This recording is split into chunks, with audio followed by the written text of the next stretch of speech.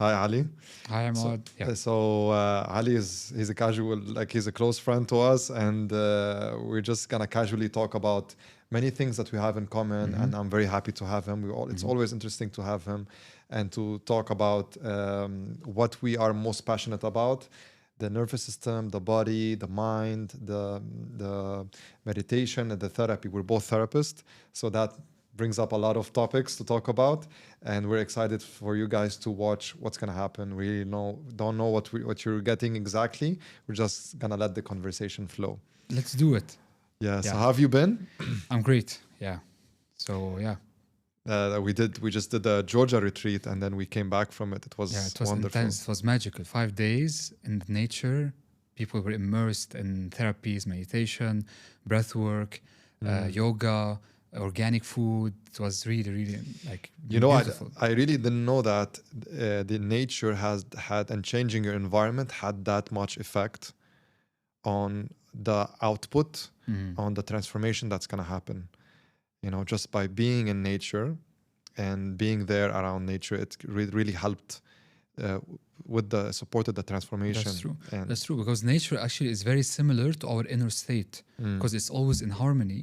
So whenever we are doing the work and we are surrounded by nature, you see that it's much easier to reconnect and to be harmony again with ourselves, because it actually reflects our inner. It's harmony, presence, relaxation. Everything is slow. It's happening gracefully, beautifully. I would say it's the biggest co-regulator. Yeah, right? that's true. It's the biggest. Yeah, instead of having someone, yeah. you can just trust it. It helps you co-regulate and integrate your experience. It's 2025 and still the biggest co-regulator. That's true. Exactly. And it just helped us integrate so much in the retreat. Yeah. And bring everything together. And speaking of co-regulation, we're gonna talk a little bit about the nervous system. Yep. So, and we're gonna talk about the nervous system in a way that is a little bit more practical for people to understand, because everyone speaks about it, but it's mostly theoretical. But we wanna show people how they can work on the nervous system and how they can actually influence the nervous system so that they can feel their best in their bodies, and without being so worried and anxious, right? So, and we want to also talk about the language of the body, the language of the nervous system, because the body only understands input, right? Neurological input. So the more the input that's coming in will bring out the output. So it will not understand, your nervous system doesn't understand our language, like when you speak to it. That's why sometimes affirmation doesn't work. That's true. But when you speak its language through input, through action, through movement, through breath, these are the languages of the nervous system. So let's dive a little bit deep into it. This, yeah. So in very simple words, we can say, Ahmad, that the main role or purpose of the nervous system is to keep us alive and safe, right? So actually, this is its role, and the dysregulation happens only when the nervous system starts producing survival programs or mechanisms where actually the danger is not there. So it's overproducing all these information and survival mode where the danger is not present. And this is usually the result of, let's say, a repeated exposure to unresolved triggers and stressors that tire the nervous system and upset the nervous system, which leads to ineffective and malfunction. So let's to recap a little bit what you're saying. You're saying that the mind doesn't know the difference between an actual threat and a perceived threat. Yeah. And this is because of the old stories, the wounds, right? The old beliefs that happened to us. And this is why the nervous system memorize it as it's not safe for me, for example, to be in the situation. Yeah. So it perceives the external environment or the external situation as a threat, when there is actually not a threat. Exactly. Okay. 100%. So in fact, the nervous system starts adapting to the environment on week 6 after we are born. So most of the survival programs and the defense mechanism that happens is during week 6 onwards. So 99% of our survival programs are activated during childhood. So imagine how important is that part, which will code our nervous system action, or let's say reaction, after a while. So it all starts there in the childhood, and it affects our lives after that. Yeah. That's beautiful, beautiful. It's really the most important system in the body. I've came to believe that, and after 10 years of experience, we've also been colleagues. So we had a lot of years of experience. We're still both talking about the nervous system. This is how it's important, right? And regulating and healing the body and the mind and all the anxieties and the chronic pain. I have really came to believe that it's the most important system in the body. So it's to heal, you need to also learn the language of the nervous system. But what I found, Ali, is that regulating the nervous system or through, for example, specific therapies or tools can not be enough. So there is a need for emotional expression. Yeah. And this is this is the reason why I got deep into that emotional work, because I saw the truth of, yes, it can help you working on the vagus nerve, working on doing some breathing, doing some body work. It really helps regulate the nervous system. But sometimes, especially in chronic cases, it's not enough. Yeah. There's a need for emotional expression. There is a need for creating this safety and the understanding and the experiencing of the emotions. So when I started dig deep into that, and when I got certified, and when I was also able to experience my own emotional expression, I felt so much better, and that reflected in my therapy as well. So when other people were able to express their emotions, the impact of the work got much faster and much easier to heal. It's much easier to heal this way. Amazing. So regulating the nervous system is one thing, but sometimes it's not enough for some people. There is a need for emotional expression. Yeah. Right. Yeah. And when you do both together, and when you teach them how to express, but then they need to integrate through nervous system work or regulation, then they really complement each other. So I really felt that when I saw this truth, I couldn't just pretend that I'm healing people and I'm working with disregarding their emotions. That's why I chose to willingly help them with that, support them with that. Beautiful, amazing. So I totally understand your point of view, but I actually don't divide the nervous system dysregulation and emotion release. Listen, you 100%. Today, the missing link for healing and repair journeys is interfering with the nervous system. Yes. And to interfere and change the nervous system, the main key is to learn its language. And the language is very simple. The nervous system all the time is asking the question, right now, am I safe or unsafe? Am I safe or unsafe? So once we understand how we can interfere with the system and make it feel safe and reprogram it more into safety, then the nervous system will decrease all these malfunctioning and overreactions on triggers that are not really there, not really present in that moment. And to understand that more, we need to remember that our brain is neuroplastic, which means it's naturally made to adapt and to learn and to change, right? So under what we call the self-repairing mechanism, okay? So whenever we, I lost the idea for a while. Okay, so I just told you that the brain is a neuroplastic organ, which means it's able to repair itself and to change, right? And one of the main keys to be able to repair the brain and to change it is what we call intensity or totality. And emotional release can be under this totality or intensity in order to create a change in the nervous system. Yeah. Okay, so we go with the nervous system. Let's say if the nervous system is dysregulated, the best way is to go with this dysregulation, because we need to speak the same language of the nervous system, but then not stop there, only the emotion release, but to take it more deeper into a relaxation and stillness. And then we take it from one phase to another phase. And we keep repeating this until the nervous system is learning now this new language that I'm moving, I'm flowing, instead of being stuck only in one phase. I want to bring more awareness and attention to what you said. It's very important. You said go with the dysregulation, because most people, what they do is when they're triggered or when they're overwhelmed, they try to calm their nervous system, try to regulate always, instead of going with the dysregulation. That's true.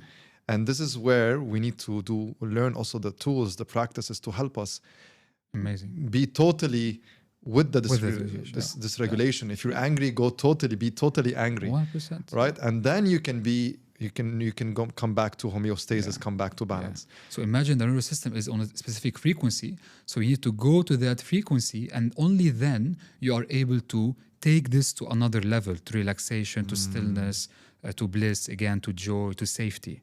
Okay, but we need to resonate again with the same frequency to really feel, to really experience again, to really express again.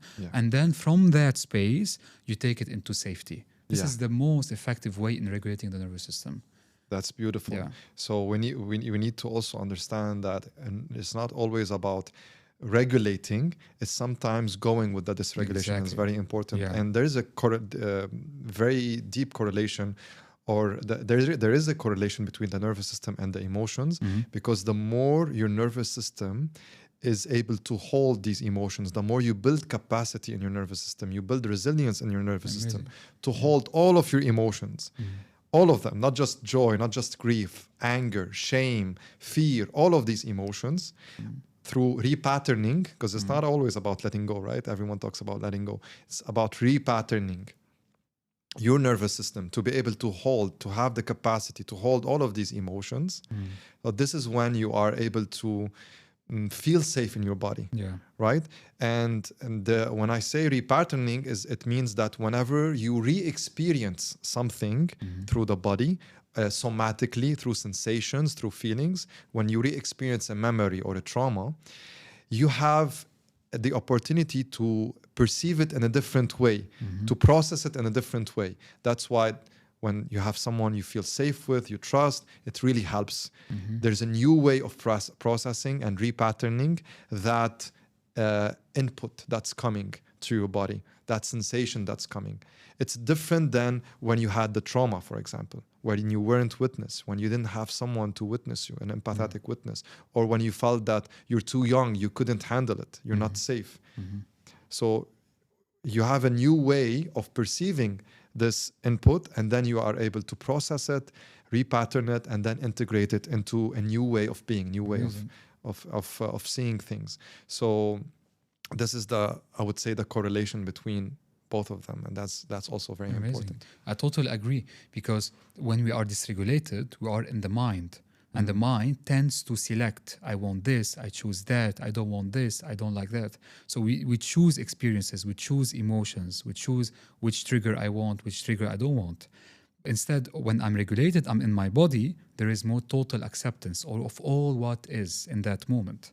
So this total acceptance, as you said, it's as I said, it's total in a way that it really holds the full cycle of emotions. And instead of being involved and identified with these emotions, we remain separate from them, and we just remain in the body, and we simply respond to the moment, respond with awareness, with intelligence in that moment. Just noticing your emotions, seeing your emotions, you are separate from them. Makes you a little bit more distant, and from this place you can allow. That's beautiful. How do you know that you're speaking about the mind and the body? How do you know the difference? How do you know that you are stuck in your head or you're stuck in the body? How do you know that you are in your mind or you are in your body? It's not too complicated. Whenever you feel confused, whenever you feel worried, stressed, not present, so these signs mean that you are in the mind usually. Whenever you feel loving, whenever you feel relaxed, you feel this total rootedness, centeredness in the moment, then you are in the body, you are more relaxed. You can see it in your breath, you can see it with your muscles, with your face expressions, with the way you move, the way you eat, the way you talk to people. It's very simple. It just needs some awareness to notice that, am I in the body right now or am I in the mind? And it's this is the same as the nervous system. Regulation, dysregulation. Am I safe or am I unsafe? It's as simple as that. If I'm in the mind, which means I'm most of the time unsafe, because even my thoughts and my emotions and my inner world that's happening, inner tension, is a threat for the nervous system. So nervous system will perceive it as threat and will start overreacting on these emotions and thoughts. But if I'm in the body and I'm continuously giving information to my nervous system that this moment I'm rooted enough, calm enough, relaxed enough, even wise enough to deal with this moment by myself without your interference, then I am safe. The nervous system doesn't need to respond with overreaction or with a malfunction way. Yeah. You put it in very simple terms. That's what I like. We want to simplify things for the people who are listening. Yeah. It's really that simple. We tend to complicate things. True. In theory, we tend to complicate things. That's true. why when you put it in practice, it's very easy to understand the difference. Yeah. For me, whenever I find myself in the mind, I feel some stomach cramps and shoulder tension, especially upper traps. Mm-hmm. This is when I know that I'm either overthinking or I'm not in my body. Mm-hmm. I'm looping around my thoughts. Mm-hmm. And when I find myself in my mind, this follows what we were talking about. When you're dysregulated, go through it. Mm-hmm. So what I do is I choose a practice. We call it a yang practice, which is a little bit chaotic, a chaotic practice. That the energy of that practice is even higher than my mind. So I go through that dysregulation. Exactly. So for example, anger release, or for example, dynamic meditation. What we did in the retreat was beautiful, very, very powerful. Hyperventilation, a little bit of shaking, for example, movement that brings me, or that embraces this dysregulation. So go through the stress, go with it. And then after, I feel I'm back in my body. Because once I was very, very agitated and dysregulated, and I tried to meditate my way out of it, but it didn't work. It didn't work. I found myself more anxious. That's true. So I was like, okay, let me try something else, because your body holds all the answers, so you just experience.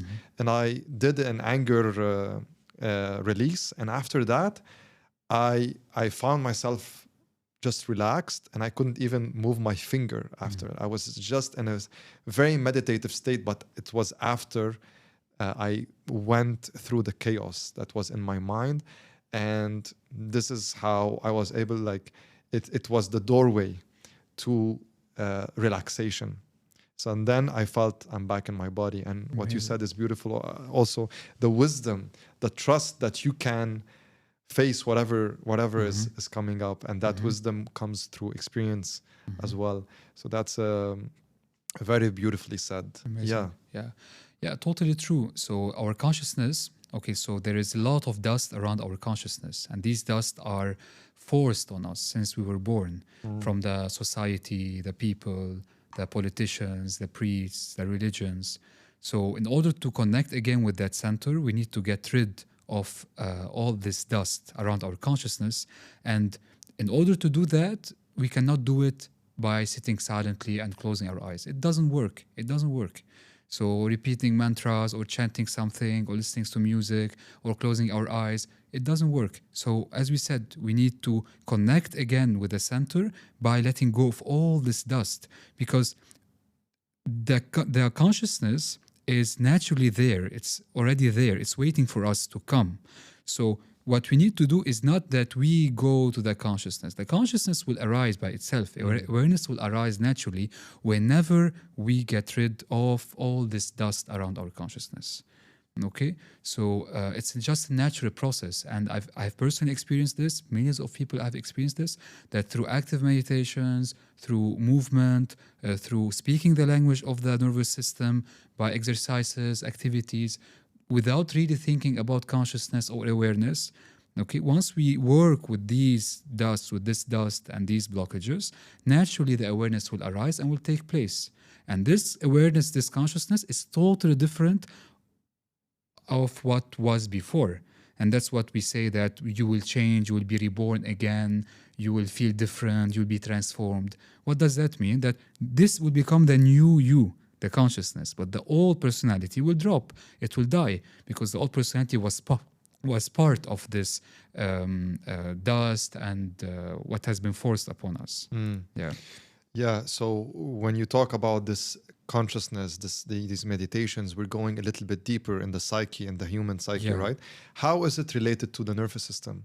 Maybe when you transform, right, or when you learn or embody a new way of living, your nervous system, on a long term, learns how to stay centered, learns how to stay balanced, because it is wise enough, and it is trusting enough to face whatever it needs to face. So that instead of, because for me, I used to find myself always having tension in my body every day, tension in my body, chronic pain, all of that, and easily triggered. But I found myself that my nervous system was able to maintain more balance and stay more centered when I did this deeper work. And sometimes I wake up, I don't have to do anything. Like I wake up, I'm fine. I don't have to do anything. I just start working, or I do whatever I need to do. So can you also elaborate from your point of view, what is the correlation between the meditation or this deep work with regulating or resetting the nervous system? Well, I think that only the terminology has changed, but in fact, it's the same science. Because the word nervous system regulation is very new. It came out the last maybe 20 years, 30 years. That's it. So the old word was be present, trust the moment, be here now. So as if we're saying now, feel safe in your body, be centered in your body, be rooted, breathe consciously. So it's the same science, same techniques, but different terminology. It's more given from the West, but the essence is the same. You mentioned something very important, like you did the deep work and you felt really difference after doing this deep work. And as we said, that the key to induce this self-correcting mechanism in the brain, because as we said, the brain is neuroplastic, so it changes and it learns, it adapts to the environment, is intensity, totality. So only by bringing intensity to our system to get rid of the dust, we can really create a change. Yeah. So this new way of living, my nervous system learned a new way of living. So it's not anymore connected to that fear that was, for example, I feel unsafe, I feel maybe financially safe. That was my biggest fear, right? And it's learning a new way of living, and it's manifesting itself in life, where I find myself through my work or through my being. It's just there's more expansion and more, I would say, expansion, and I'm not afraid anymore. And that fear, when it's dissolving, and I learned a new way of being, my nervous system is trusting, my nervous system is safe. And that by itself helps me wake up every day with feeling balanced, not anxious. So this new way of being, when it's embodied in your nervous system, the nervous system grows its capacity to face stress, grows its resilience to face the stress in life, stressful situations.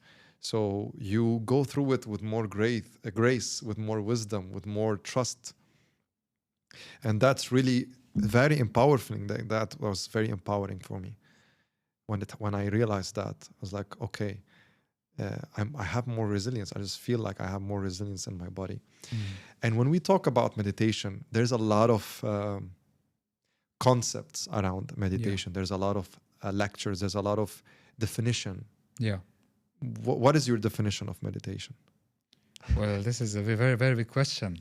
I mean, all the mystics and enlightened people have been trying their best to bring like a definition to meditation. It's really like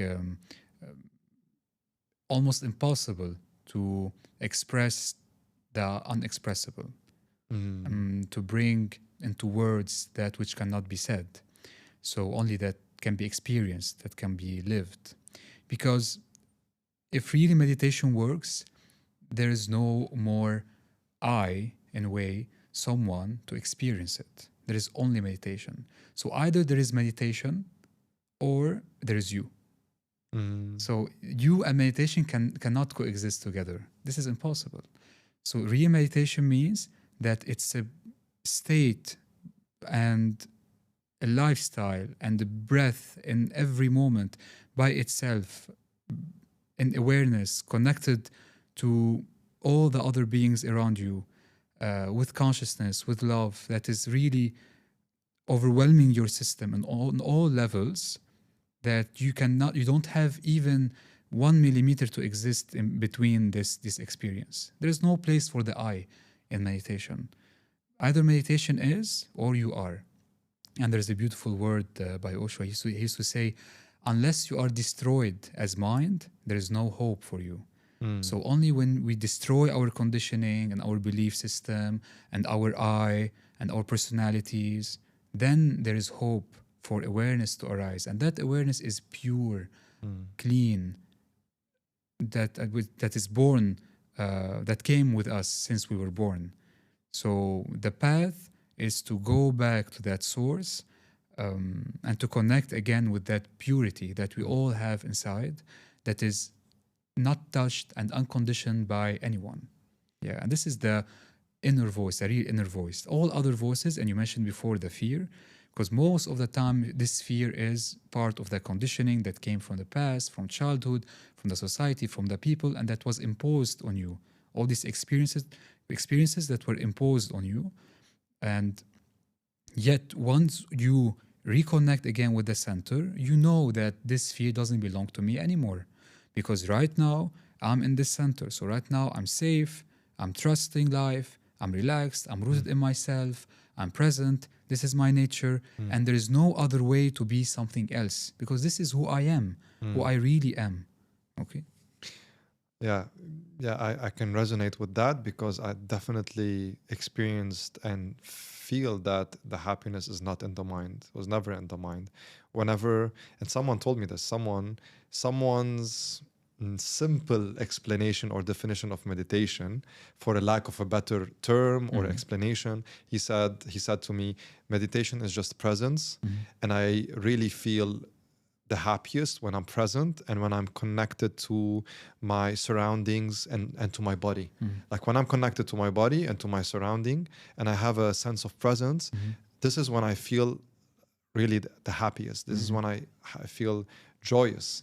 This is when I can really experience every moment as a blessing. So every day I wake up, if I'm in my mind, okay, how can I go back to my body? This is the first question I ask myself when I wake up. How can I bring myself, if I feel dysregulated, how can I come back to my body? And then from that space, I will start my day. Yeah, beautiful. So the body is the doorway. Love the body, love the body, love the body. Accept your body as it is. Love it, celebrate it, enjoy it. Because the body is the doorway to the divine. There is no way except the body to go in. So yeah, and you touched down on something also very, very important, that yes, the body is the doorway, because my most spiritual experiences happened in the body. Yeah.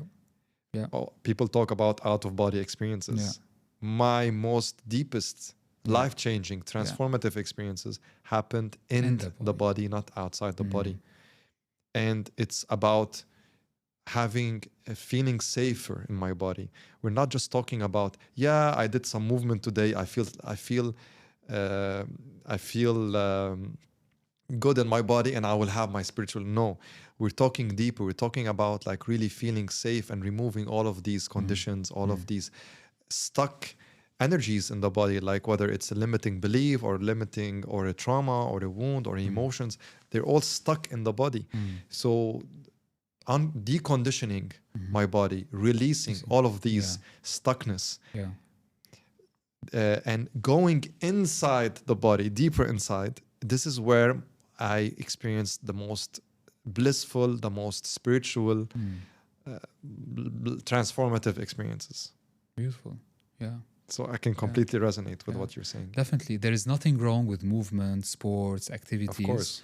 But if these activities are not really immersed in centeredness and meditation, and they don't feel and they don't lead us again to our center and to our relaxation, the effect will not last much.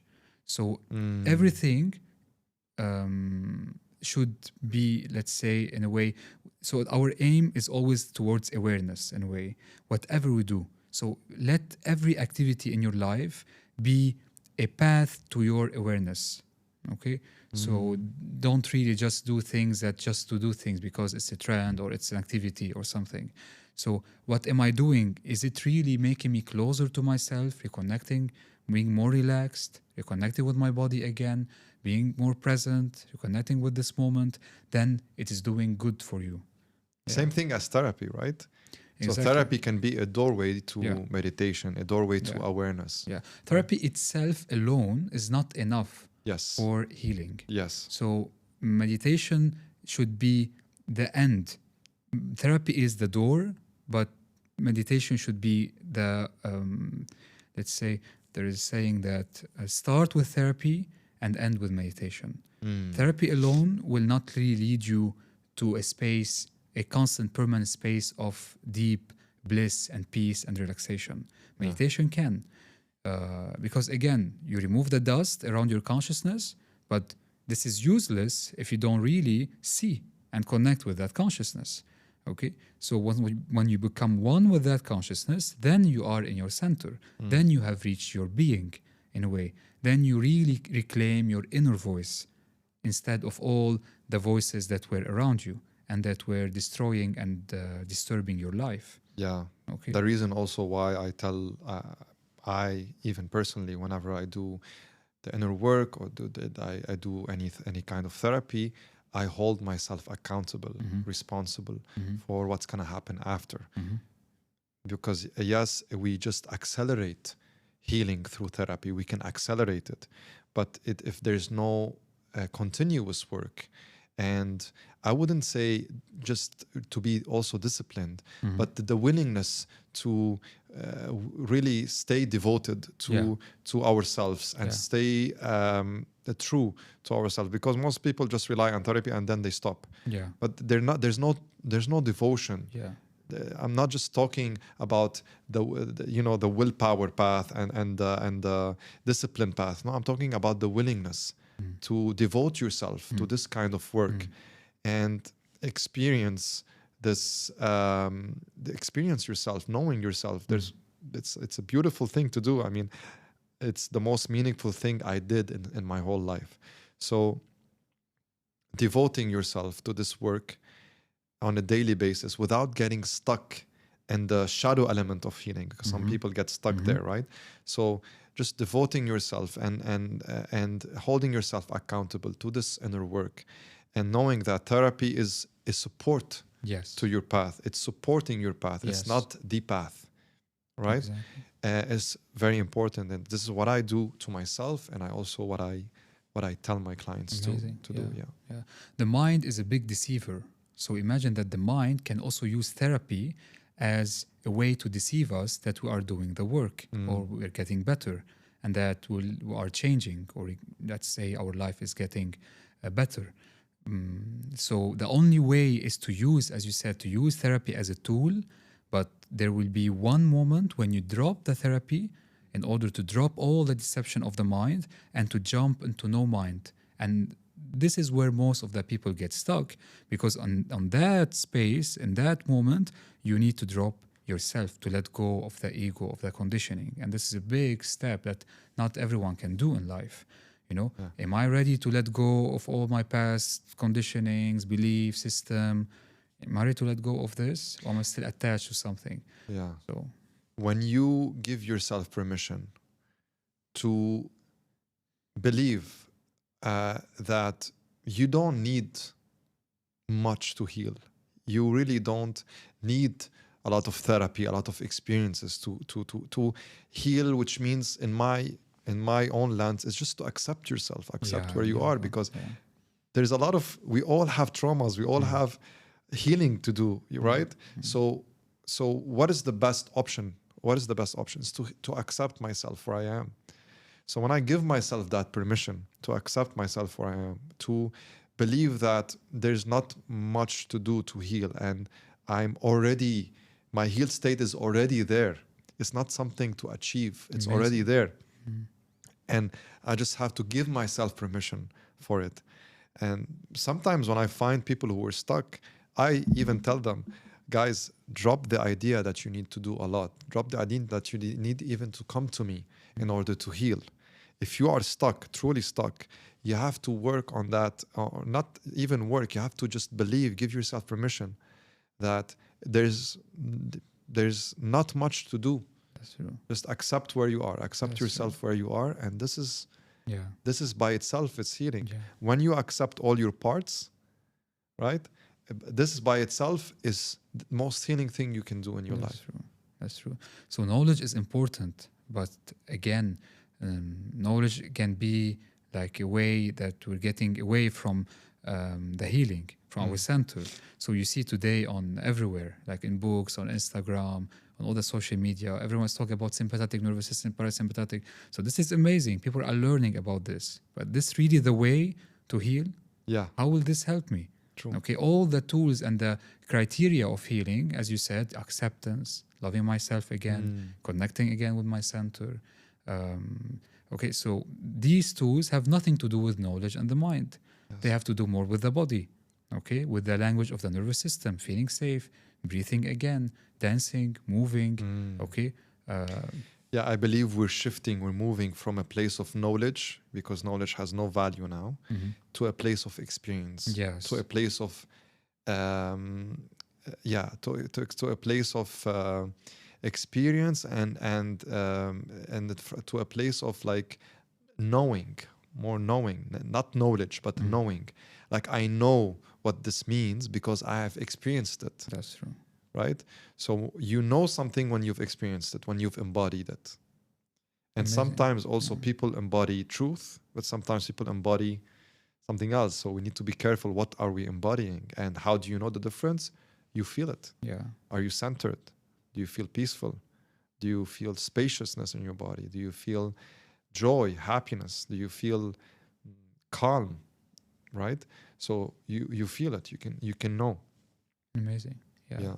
I always tell people that you deceive no one but yourself. So you choose, is this the right thing that you're doing to yourself or not? Yeah. Yeah, beautiful. I love where this is heading. Yeah, so tell me a little bit more about your work. Can you tell me about a little bit what you do and regarding also the topic that we've been talking about? All right. So I'll give you like a summary about my journey and where I am now and how things are going. So I'm basically a physical therapist and then a manual therapist. I studied part of Chinese medicine and I went then to India around 6 times. I learned with teachers and masters around the world. And then you were very young when you were interested in that, right? Yeah, I was in India when I was 21 when I went to India first time. Yeah, I was the youngest in the community and I was there, imagine doing all these meditations, dynamic, active meditations. And then back then I didn't understand what was happening. It was beautiful, it was more intense because I didn't know, I didn't have knowledge. So it was much easier and much more effective on me to do such work. And then you see that whenever you keep learning more, these techniques will be less effective with time. So you lose your innocence in a way. So the more you are innocent in the healing journey, the faster the results. right? Yeah, and Yeah. how did it reflect your work as a therapist when you did this? Yeah, because I learned that you don't really need techniques or knowledge in session.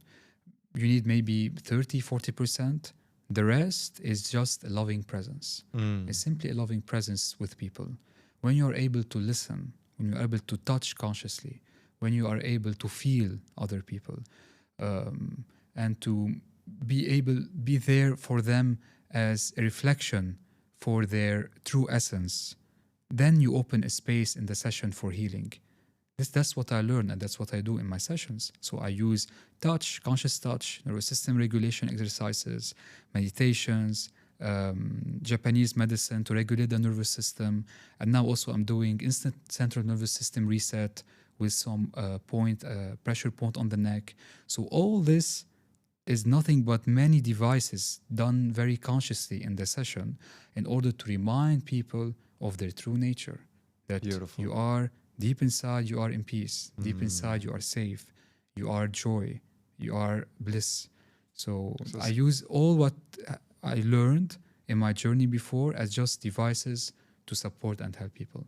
What about you? Tell me more about you. So it's an integrative approach with loving awareness, with loving presence that can bring out healing and remind people how they truly they truly are. I've also went into this path of integrating many things that I've learned. I started as a physiotherapist 10 years ago, and I've had a lot of chronic pain, and that chronic pain was a doorway for me to go deeper into myself, because I wanted to. I believe that I can live without it, right? I believe that I had a choice, but I just needed some guidance, some tools. And I stumbled across some mentors that taught me, and my own experiences where I really felt, released a lot of whatever is stuck in me, the old patterns, old beliefs, and did the inner work. And I've also learned more about like breath, visualization, body work, the fascia also, and how it helps regulating the nervous system, and integrating everything together in order to bring like this integrative approach will bring lasting change to to the people that are looking for support, right? And I believe that integrative modalities are the future as well. Like there's no just one modality that can heal. It's just very integrative. It's combining different things together that brings up more impact in the session. And also what you said is the loving awareness. That's why we need as therapists, we need to work on ourselves a lot in order to be present with the other person, in order to listen, not just inflating our egos by telling them what we know, right?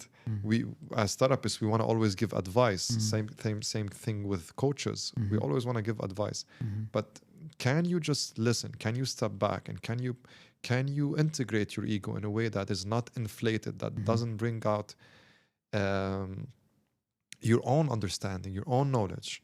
Just drop everything and listen. And then most of the time what will happen is whenever I didn't listen, I say something and it doesn't resonate, just doesn't resonate. That's true. It doesn't help. That's true. Even if the answer is helpful, it doesn't help because it doesn't resonate. It resonates when you listen, and when you really come from that place, you can start to really help the other person. So where can people find you, Ali? I'm working now full-time at Flow Space Clinic in Dubai Hills. And I offer these services for pain relief, digestive issues, hormonal imbalances, sleep issues, also nervous system dysregulations. And soon I'll start guiding meditation classes. We'll have Academy for Meditation. Perfect. Yeah, and we have so many tools to support people through pain and nervous system regulation. So when we did, I'm so glad that you said you're starting a classes soon, because when we went to the retreat, I was also a participant, so I was receiving, and it was really transformative. Beyond words, like we cannot even describe what happened there. It was so beautiful to witness what happened, and so definitely I'll be the first one who's joining Yeah. your classes in order to integrate and continue this Definitely. path. Definitely. Yeah. So thank you, Ali, so much for being with us. Thank you, Emma. Thank you And this for those conversation. who were watching, please comment below if you have any questions or if you need any support. You can also find Ali at Flow with his magical practice, magical presence. Thank you. And we'll see you on the next episode.